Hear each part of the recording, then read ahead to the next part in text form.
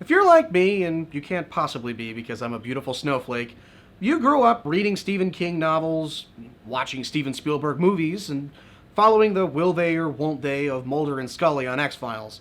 Now, those might seem to be three very specific tenets of geekdom, but not so much considering those are the three things that everybody mentions when talking about the Netflix original Stranger Things. Stranger Things follows the mysterious disappearance of Will Breyer and the just as mysterious appearance of a quite bald-headed girl named Eleven, and the mysterious men who chase her for mysterious reasons. Mystery! The series lasts 8 episodes and is the latest to be the, oh my god, you have to see this, to kind of wash across the whole waves of genre fans that have kind of collectively decided that collecting vinyl and enamel pins is suddenly cool again.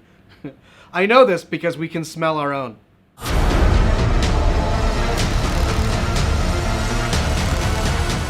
The series grabs us right from the jump with its John Carpenter-inspired synth theme. The title is actually the same font that's used in the old FBI warnings from Paramount home video releases. Come to think of it, it's also the title cards for Star Trek The Next Generation movies. It also pops up in quite a few other geek properties that would really annoy my editor if we did a whole montage of it. So let's do it!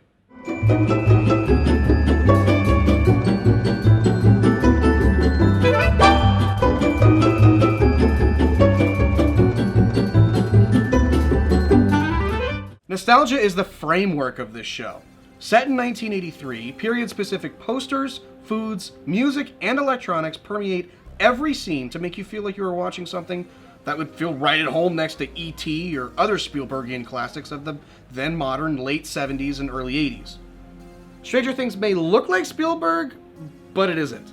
See, this is a very similar issue to J.J. Abrams' E.T. fanfiction Super 8. The film had similar pacing and style than that of a Spielberg movie, but none of the heart. It was by no means a bad movie, but ultimately a forgettable one, with a great cast of talented childhood actors and a completely garbage third act.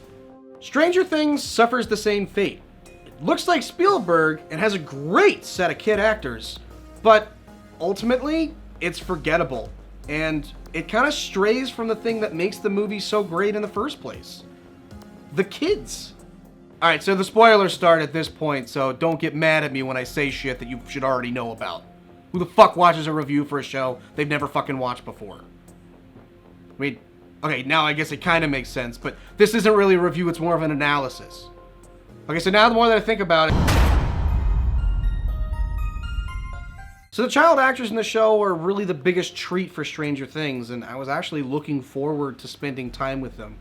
That's why I guess when Will goes missing in the first 7 minutes of the show, I didn't really care. Like, I didn't spend enough time with this character. I didn't see how he interacted with his friends or his family, so I didn't feel any remorse or loss, or I just didn't feel the hole that these characters were missing. Yeah.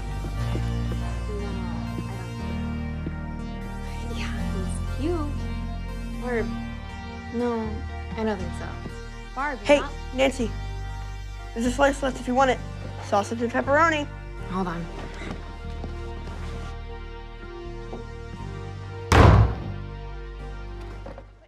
Keep in mind, this is a TV show, not a movie. We have ample time here to expand our horizons, allow ourselves to see the interactions between the characters, the children, the parents, everybody in the town, see how everything works, where everything is in relation to each other. Instead, we get 10 minutes of kids playing D&D, and then we're slammed into an Unsolved Mysteries reenactment. Had the show waited just one more day to bamf Will the fuck out of Indiana, we could have actually seen how he interacts with his mom, how she's desperate to try and put food on the table, so she has to run off to work and doesn't really get a chance to keep an eye on the house or the family or the kids. Then we have the older brother who's trying to come to terms with his deadbeat dad running out and how he suddenly has to be the father figure as well. And then you got Will kind of trying to keep the whole family unit together and trying to make them understand that their unity is really the most important part. Now, I understand the subtext of this because it's a popular trope of TV and movies and books. You know, it happens a lot, but it exists for a reason. And regardless of that, show it. Television nowadays is written with the idea that the viewer isn't paying attention. They're a housewife doing the dishes as Ice-T mispronounces a word at a crime scene, or they're texting their bae as Sam from Cheers digs a caterpillar out of some hooker's neck, scans the license plate from the corneas of the insect's eyes.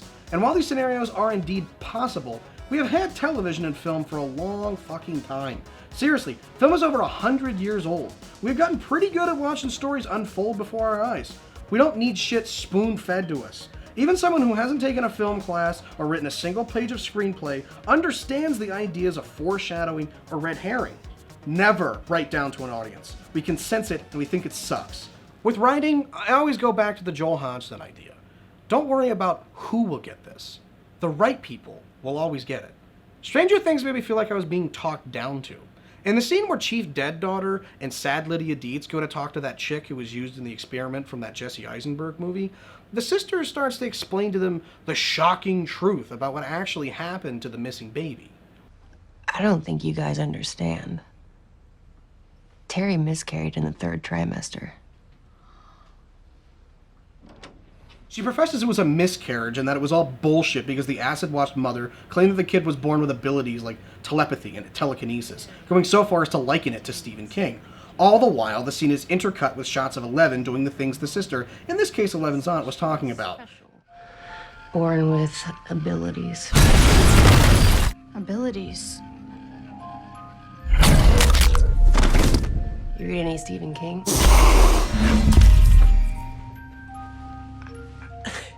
What little subtlety that this scene had, which was pretty fucking limited to begin with, was completely ruined by the stupid over-explanation of it. See, I didn't really think that they would need to explain it any further, considering the articles that led them to the mom in the first place were already pretty damning. But then again, what do I know? I'm just some dumb audience member that needs to be spoon-fed information because my attention span is so horrible. Oh look, I found a Pokemon! I know I skipped over a lot of the actual meat of the show as far as the plot and what's really going on, but this show really honestly, it's not important. See, this isn't about the journey, nor is it really about the destination. It's really just kind of potpourri. It's just the scenery of what's happening. It's there to remind you of things that have already happened, that you already like, which is kind of pointless. Now, while I spent the entire day watching this show, episode by episode, and I know that kind of betrays this idea that maybe I was watching it because I was feverishly devouring it and I had to get to the next episode and see what was going on. In reality, what really happened is that I just didn't realize there's only 8 episodes to this thing, and actually by episode 6, it was really out of a kind of a masochistic urge to scream at the TV to fuck off every time I did something stupid that annoyed me. Still, there were things that I did like about the show. I mentioned before the child actors were fantastic. The boys and their relationship, when you actually see them together, look believable. In particular, we have the boy with the lisp because you got the fucked up teeth situation. There was a really great scene where they were trying to explain to Eleven how a handshake worked, how a promise worked. They did a spit handshake. One of the characters spits into his hand, reaches out, shakes his hand. In the background, while these other 2 characters are talking, you see him staring at his friend like, what the fuck was that about? And he wipes the spit off on his shirt. That means that kid actually knew what was happening in that scene. He wasn't just saying his lines and moving on to the next fucking step like there's some Disney Channel show. These kids know what the hell they're doing. Eleven in particular. She's a fantastic actress, and you actually knew that she understood the core of her character and what was going on, which is good because the directors didn't really seem like they really knew what was going on themselves. I do like the music in the show. Not just the score, but also the soundtrack choices as well. Now, I know everybody's going to immediately liken the music to John Carpenter simply because it's a synth score, but bypassing that, I thought it fit pretty well with Stranger Things. He's always been a real jerk. He used to be cool. Like that time she dressed up as an elf for our Elder Free campaign. 4 years ago! Just saying. Later. It was a 7. Huh? The roll. It was a 7. The Demogorgon. It got me. See you tomorrow.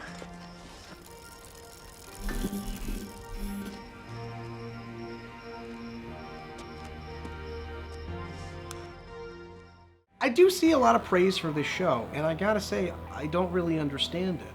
Now, it's probably just because I'm an asshole, but I think a lot of it just has to do with the fact that whenever I do see praise for it, it's with people saying, oh, the music sounds like John Carpenter, it's structured like Steven Spielberg, and man, this sounds like a story that Stephen King would write.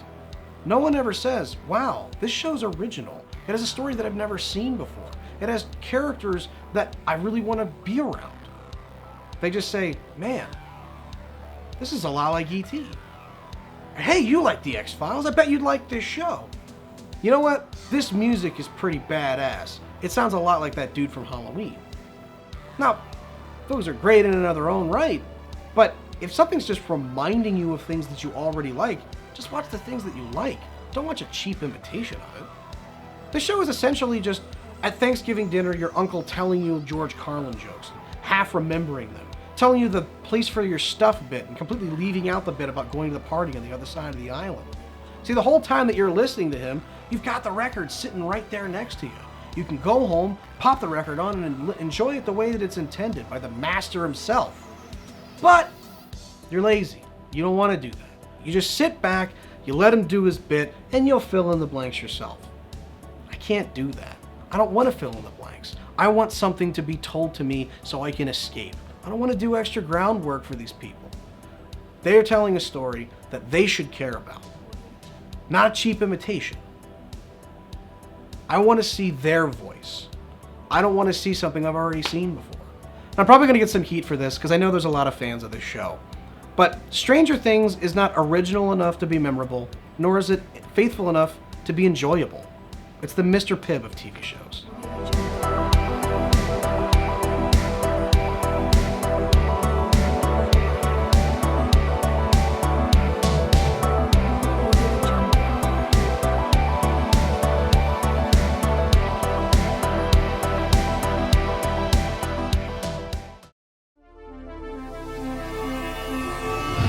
Moderately Neato.